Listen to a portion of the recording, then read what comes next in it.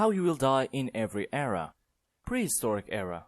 Humans were preyed upon by a variety of animals, including lions, tigers, bears, and wolves, especially since humans had to collect their own food. This increases the chance of encountering these dangerous animals, so this human may be crushed by a huge mammoth or a bear. Without forgetting giant snakes, who were feared predators that were common in the ancient world. These animals were able to kill humans by biting them or constricting them. At the same time, there was no medicine for most trivial diseases. The fever might kill you, or you might bleed to death if you were to be involved in an incident. Ancient era.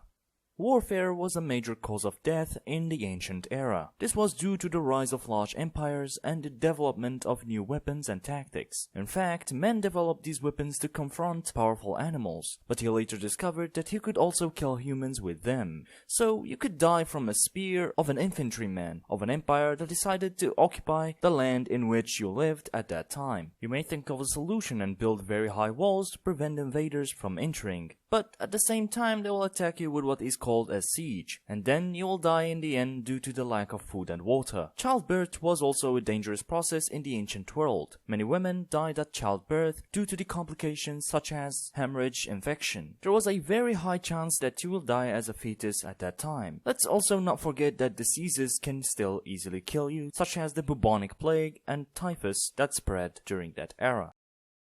Medieval era.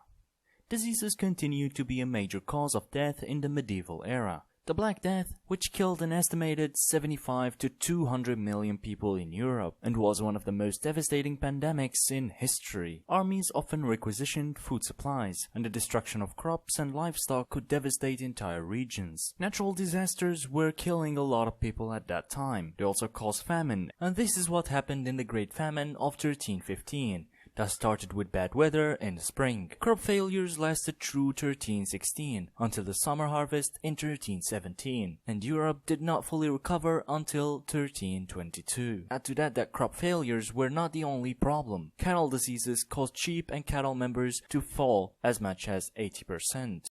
Early modern era. In this era, when health matters began to improve, especially in terms of hygiene, the so-called gunpowder appeared, which is a major cause of death. Many people died using dynamite in wars, and these weapons may even be the cause of many explosion accidents. So this invention is a real cause of death in that era. Modern era.